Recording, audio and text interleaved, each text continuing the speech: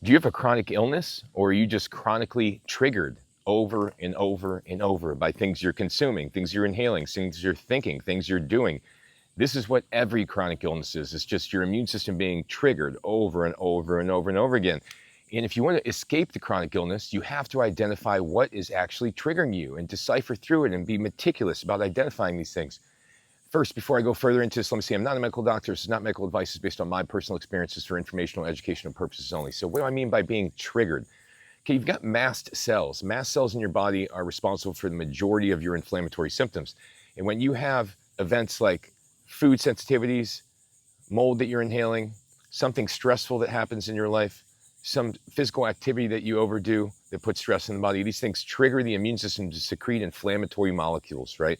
And these inflammatory molecules are responsible for your symptoms, right? So if you are dealing with chronic symptoms, you're actually dealing with your immune system being triggered by something you're doing, and they're sending out inflammatory molecules to try to protect you, but in fact, it's causing you symptoms, right? So what are the main things that could be triggering you if you have a chronic illness? Number one is going to be your food. Any of these that you eat daily, eggs, dairy, nuts, seeds, gluten, processed food, these things all can become problems if you eat them too frequently.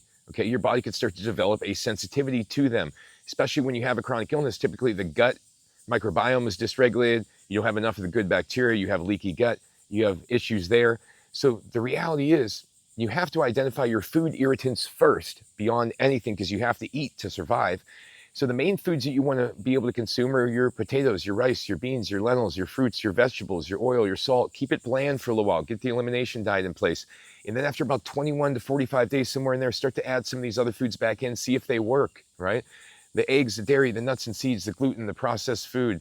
I would probably never add the processed food back in. The meat, those things you could try adding back in. You don't want to go heavy on the meat when you have a chronic illness, because it will shut down your detox system, your liver, your kidneys. It'll slow down your bowel movements. It'll thicken up your blood. It'll cause more stress. It'll be more acidity in your body. So you do not want to do that, okay? It's hyperacidosis, which will make your mast cells even more reactive. And then you will have this inability to clear these things like mycotoxins, heavy metals, other things. So the next part you want to do is you want to investigate if you're being triggered by your own home, by where you're living. Do you have mycotoxins in your urine?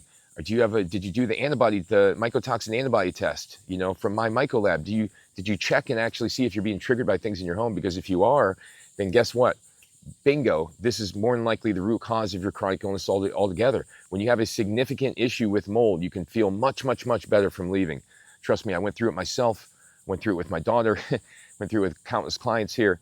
So the last part about being triggered, that is last but definitely not least, is going to be your perception.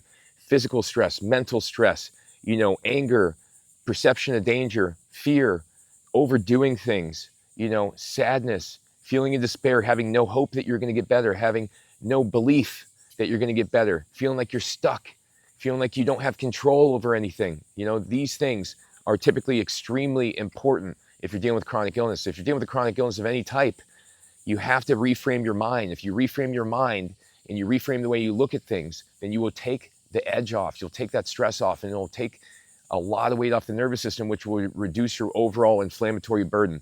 Trust me, when you're living with no fear, no concern, you got full faith, and you're taking every next step, believing everything's going to be okay. You're eating all the right foods you're not being triggered by.